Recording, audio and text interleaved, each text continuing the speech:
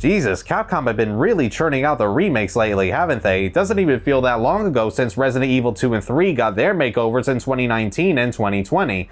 But here we are with the latest do-over in the series, and it's for one of the most well-loved entries throughout the past 25 plus years. I, like many other Resident Evil 4 fans, was very snooty about the idea of giving the treasure title a remake when the original is still a damn near perfect game to this very day. If it were to be remade, all that would really need to be done was up the graphics, modernize the control scheme, and rejig the level design so that it accommodated for those newer controls. But to completely redo the entire thing was something I was both excited for and also extremely worried. How much was Capcom going to change before Resident Evil 4's identity's long gone? What was going to be better and what was going to be worse? I've been really looking forward to playing this game, but in the back of my mind I knew that it was not going to be one-to-one the same as the original, which is only natural for a remake to do. If it was just a scene-by-scene recreation of the original Resident Evil 4, then why bother remaking it at all? Some things had to be different, but what they decided to make different was the major factor here, and that was my biggest concern. Then again, the Resident Evil 2 remake was pretty awesome, despite that having an all-new feel compared to the original. And yeah, the third remake had its share of problems, mainly how short it was and the cut content from the original, but I still had a really good time with it.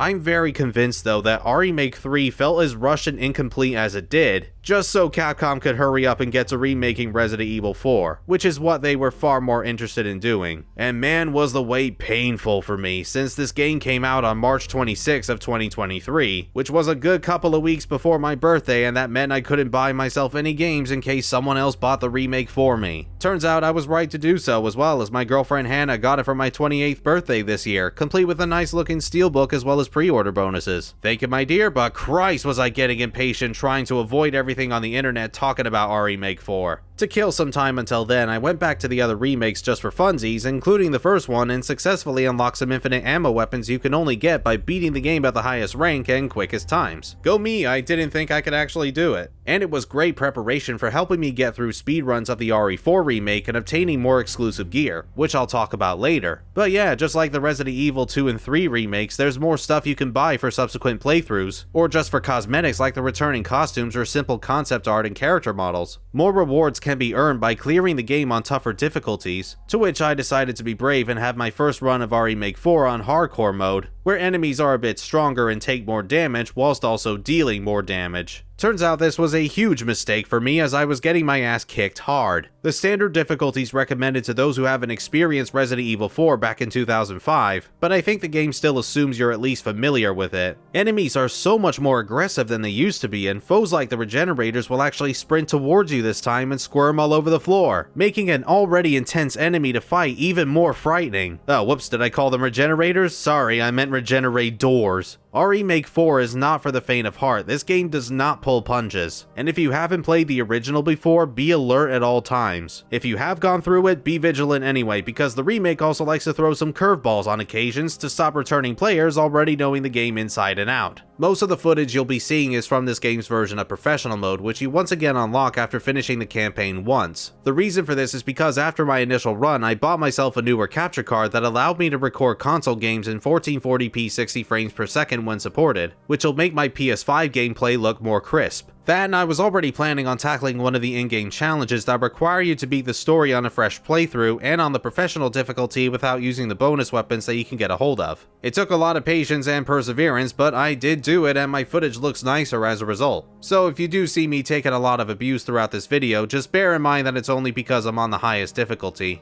And with the remake still being very much new at this current time, I'm going to give a brief warning and assume you have at least played the original Resident Evil 4 to some capacity, and I'll also be discussing some changes the remake brings in both story and gameplay, so if you're hoping to go into these games blind, then now's the opportunity to switch the video off and come back later, but thank you for stopping by anyway.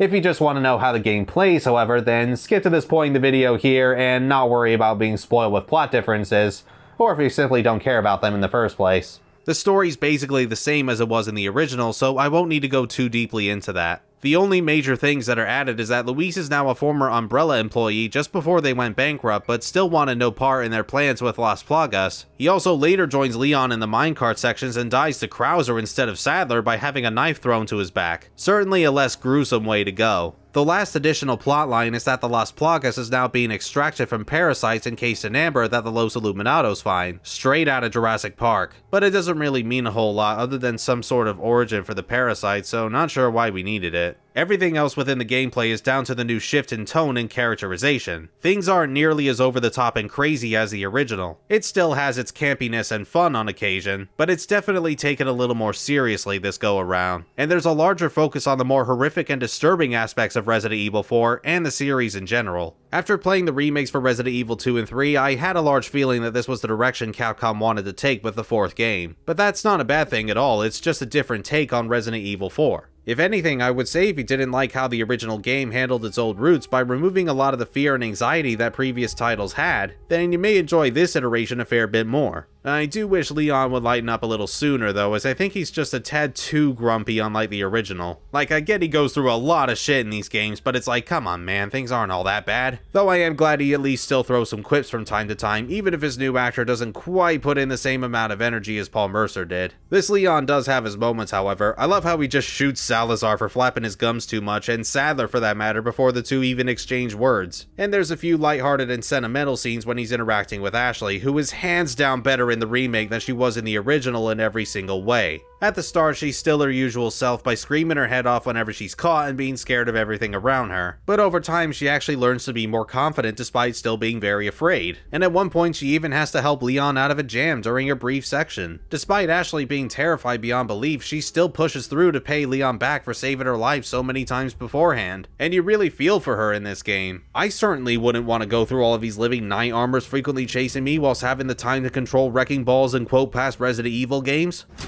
Pretty much a master of unlocking. I also find it easier to believe the developed relationship between Ashley and Leon in this remake. I don't think it was something the original really intended to do though. Ashley was just part of the mission and that's all Leon cared about. Of course he's still worried for her safety, but seeing the two bounce back one-liners and sass to each other in the remake makes me feel like they could make a good team someday, which is something even Ashley brings up late in the game. And I enjoy hearing her react to Leon doing all sorts of crazy stunts like swinging across chandeliers. Leon, are you kidding me? Jumping across chandeliers, seriously, who does that? What are you, my mother?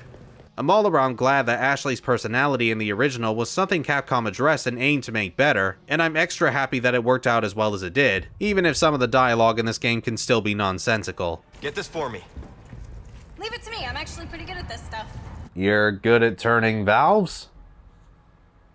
I didn't think I was going to be all that into this remake's version of Luis, but I was thankfully proven wrong. I felt sorry for him as he started opening up to Leon about having incredible guilt for being involved in spreading Las Plagas and wanting to make things better. Again, this was something the original attempted to do, but there wasn't quite enough time to let his emotions sink in before he got killed by Sadler. Hell, a lot of the emotion only came out during the death scene. So having him tag along with Leon in the mines I think was a smart move, and using him to assist in the double El Gigante boss fight was awesome. It took a pretty standard battle in the original and added things to make it more interesting. And because Luis let his heart out over time, it made his eventual death all the more tragic. His killer Krauser on the other hand sadly didn't get the same treatment. He's still a blank piece of wood. Though I will give the remake credit for trying a little harder to flesh him out more by bringing up Operation Javier, which had Krauser and his small team of soldiers sent to South America to deal with drug cartels. Only the US military didn't request for a chopper to pick them all up, and Krauser's men were all mysteriously killed, leaving him the only survivor. So now as revenge, he joins Sadler and the Los Illuminados to wipe out humanity after having realized that he's been played by the very people he works for. His character and backstory overall is handled a little better this time, but it's still not really enough for me to care all that much about him. Maybe I need to play Darkside Chronicles to get the full story and I'll appreciate him more for it, but as of right now, Krauser just doesn't do it for me. I'm also going to knock off some points for this game's version of Ada Wong. Not so much for her character, she's pretty much the same as she's always been, but her voice acting is unfortunately pretty awful, and not even in the so bad it's good category. It's great that they got an actual Asian to play her for once,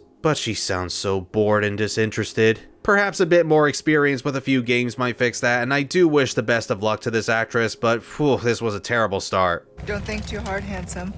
Salazar isn't quite as hammy as he was in the original either, and doesn't get as much screen time as he did before, primarily because they ditched the Metal Gear style codec conversations which Salazar and also Sadler were able to hijack last time. I do miss the hat as well, and I'm confused as to why the little Salazar trinkets you find one of in each chapter had it on, as well as the reworked Salazar statue that no longer moves but breathes fire, which by the way was something else I was kinda disappointed about. Look, I know the chase in the original was where Resident Evil really jumped the shark, but I adored how silly it was. Not the end of the world anyway, and I'll overall say that this incarnation of Salazar is just fine. Not amazing, but does the job okay enough. I could handle all the changes brought to him, but I gotta say I wasn't too happy with what they did to Sadler, and the main reason for that? He and Leon don't meet up until near the end of the game. Yeah, in the previous video I complained about how Sadler had plenty of opportunities to kill Leon and chose to simply ignore him until the final battle, but I vastly enjoyed watching the two of them throw snide comments at each other like two schoolboys arguing whose toys are better. Combine that with the sheer amount of power Sadler displayed at a couple of scenes, and that made for a very entertaining villain.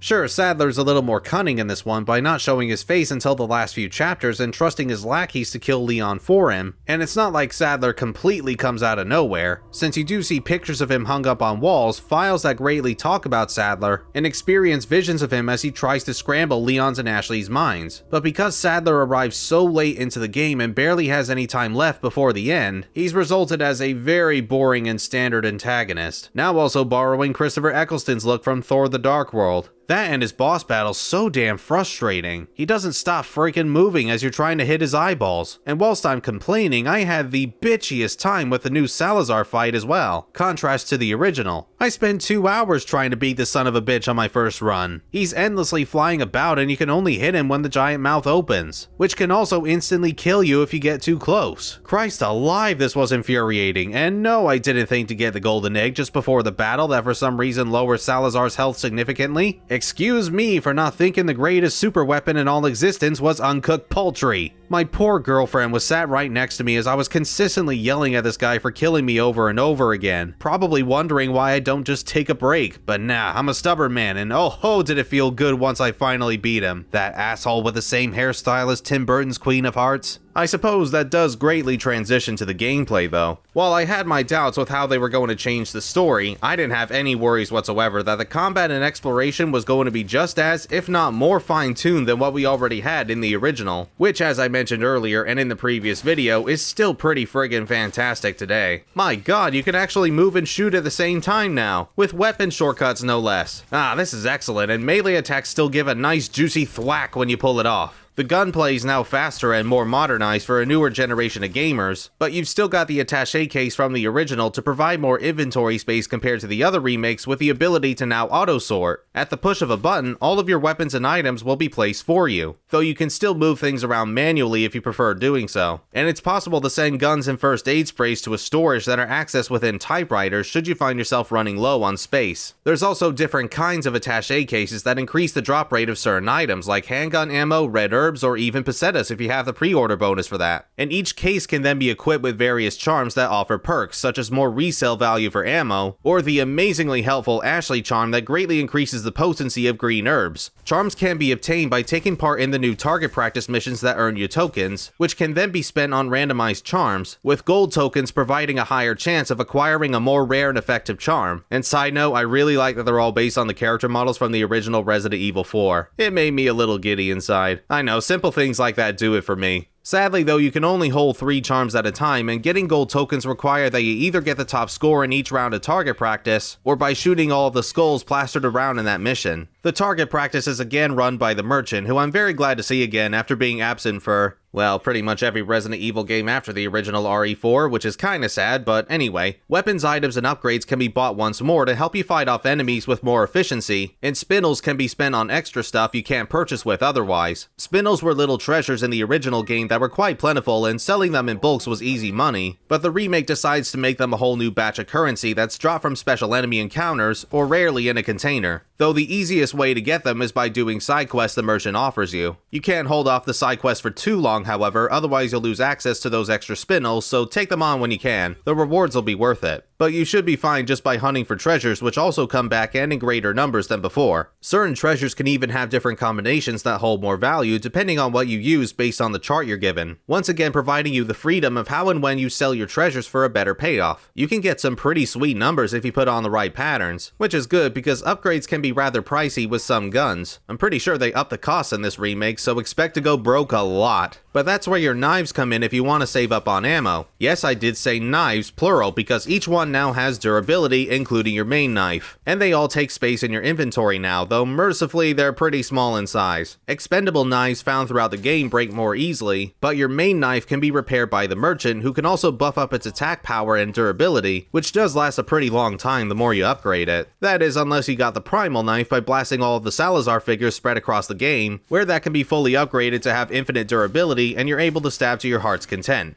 I was shocked to discover that your knife is even capable of deflecting chainsaws in the remake, and it looks absolutely badass, but it takes off so much durability that the knife is borderline useless afterwards, so try to avoid doing it if you can. One of the best tactics with a knife, however, is parrying, which does still cost a little durability, but timing the block at precisely the right moment will stagger the enemy, allowing for a quick melee strike. This is such a damn cool feature for Resident Evil, and it gives the Krauser knife fight a more hands-on approach as you have full control. Way better than having to rely on QuickTime events that are thankfully a lot more limited in this game. Sounds like they're playing a bit of happy slaps during the cutscene though, which highly amuses me.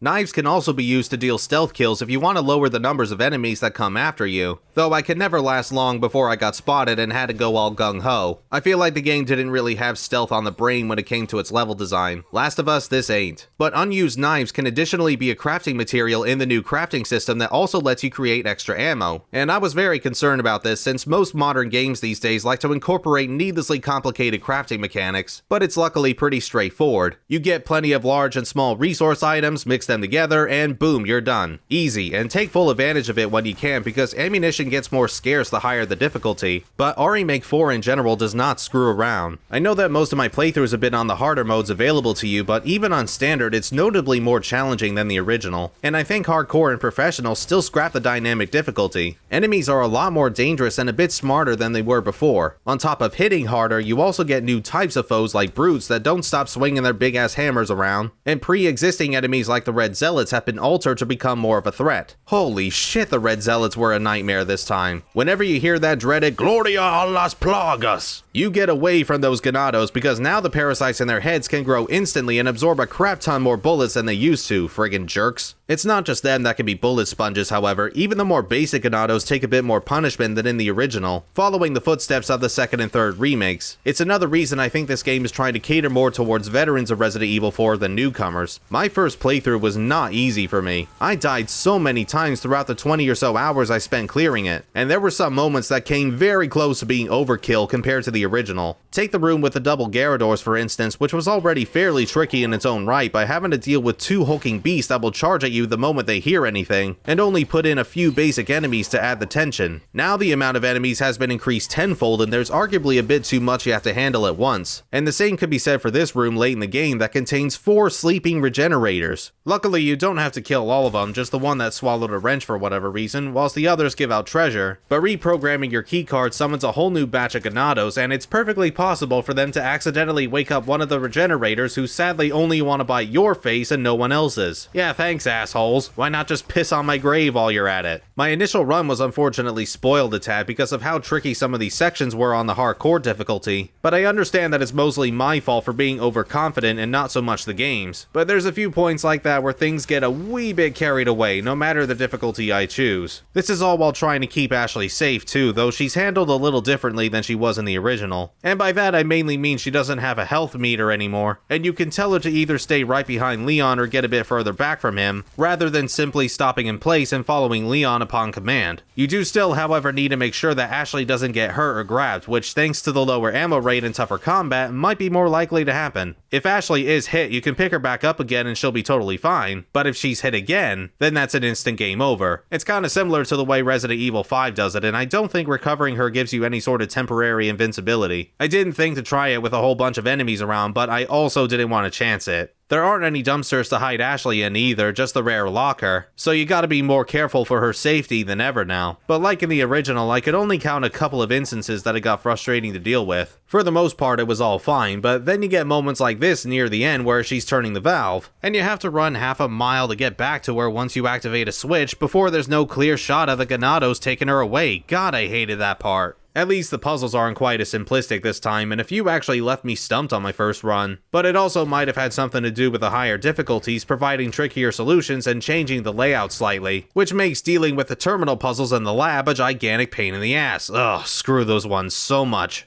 There is a quick solution for all of them though, which is useful for any speedruns you want to do and get a good rank at the end, returning from past titles and works similarly to the third and second remakes. Each time you also complete an in-game achievement, you earn points to spend on the extra content I talked about earlier, including various accessories and costumes you can put on Leon and Ashley. I was happy to see that Leon's jacket can now be worn throughout the whole of the remake. That's pretty awesome. Achievement points are additionally needed to purchase any bonus weapons and game-modifying accessories. The bonus weapons consist of the primal knife I discussed, as well as the Chicago typewriter, now called the Chicago Sweeper, and finally the hand cannon, which I believe is no longer the most powerful magnum in the game, but instead the Killer 7. Kinda makes earning it almost worthless if that's the case. There's sadly no Peril 412 you can get either, and man, I miss that gun. Where'd you go, baby? The most difficult rewards to get are the accessories that change out the game a bit, like reducing incoming damage or adding power to knife and melee attacks, and you can totally wear them during cutscenes too. Want to see Leon interrogate Luis and deer antlers? Have at it. The only way to unlock these accessories though are to get S+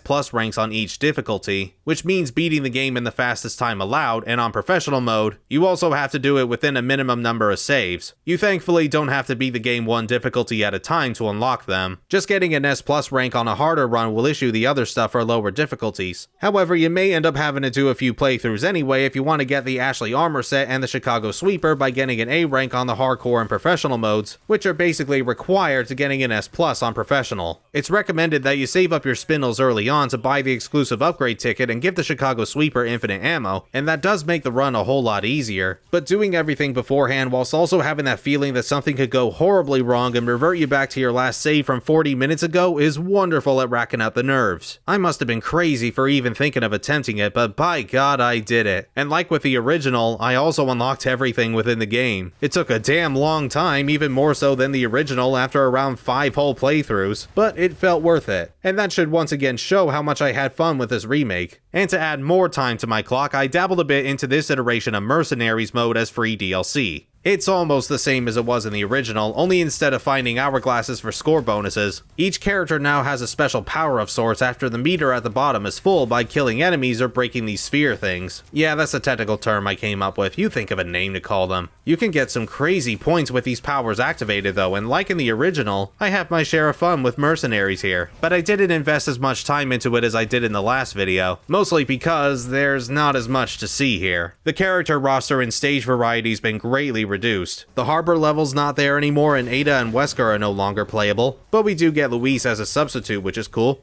I put about 5 hours into the original RE4's Mercenaries mode, but I only did maybe 2 hours in the remakes before I unlocked everything and got a few S ranks and even an S++ rank from Hunk. Though it did make getting the hand cannon a lot simpler than playing professional mode on a new run with no bonus weapons. Even though the characters to play as are fewer, they're each still enjoyable enough to play in their own ways, including Leon, who's gotten a pretty significant upgrade since the original. I feel like he actually stands on his own 2 feet this time, and his special ability is pretty good too. It increases his speed and firepower to make for some faster gunplay. Luis is probably the weak link for me on this occasion. His weapons aren't the most powerful, but they're good for staggering enemies and delivering a satisfying melee attack afterwards. Despite the description saying he's not a very good physical fighter, on the contrary, I found him to be the best one. Those strikes can be pretty deadly and have decent coverage. His special ability to lay lit dynamite isn't the best, as the time it takes to blow up is perhaps a bit too long, but at least it does good damage. Krauser's fairly similar to how he played in the original, only he has the TMP as his main weapon, and the bow's now equipped with arrows that aren't nearly as plentiful as they used to be, but they're explosive, so that more than makes up for it. And his special power's still great. He goes full on Devil May Cry with his arms now, it's quite cathartic. Hunk's the one character that's probably received the least change, if there are any at all, outside of the infinite ammo he gets as his special ability. Yeah, that's basically it with this Mercenaries mode. As I said, there's not quite as much content as the original, and I do still have a good time with it, but like with most Mercenaries modes in any Resident Evil, it's not something I'll go back to often once I get what I needed. There is other DLC you can purchase in the meantime, but it's pretty standard stuff like extra costumes, pay-to-win stuff, and more treasures spread around to earn cash at greater ease. Not a huge fan of the costumes as a whole though, outside of maybe the romantic one, but I think it suits Ashley more than Leon personally. I don't own any of the DLC as of yet outside of the Mercenaries mode, I just don't have that much interest in getting it. I'm sure one day I'll buy the deluxe edition on PC when it's cheaper and get the complete package, but I'm really in no rush for it now, unless they maybe do some DLC based on the Ada side chapters that haven't been made for some reason. It'll probably not be long before we see them, but same with the Mercenaries mode. I feel like it should have been something we had already if Resident Evil 4 was going to be remade.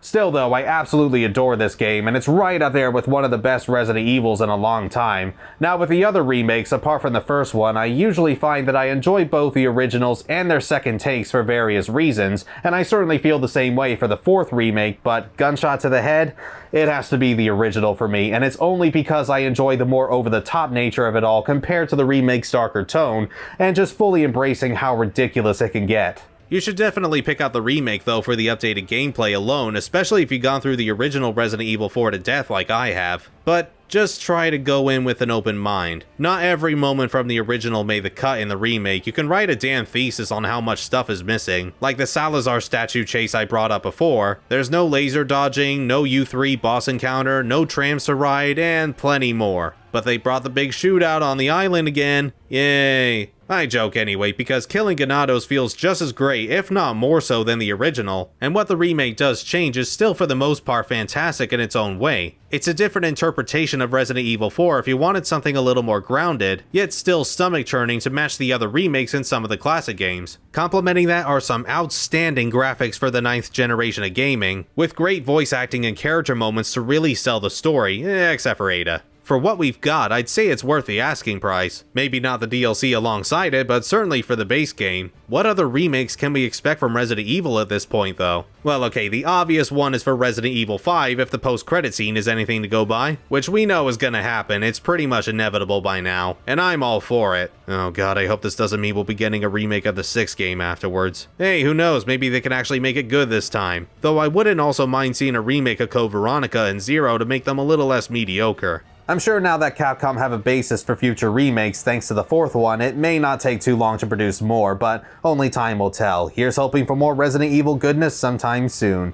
Now, while I'm still busy trying to do as much of Zelda Tears of the Kingdom as I possibly can before reviewing it, what do you say we finally wrap up our Fire Emblem marathon? It's not the latest game in the series, but it's the last one I have the energy to look at for the time being. The next video will be on Fire Emblem Three Houses for the Switch.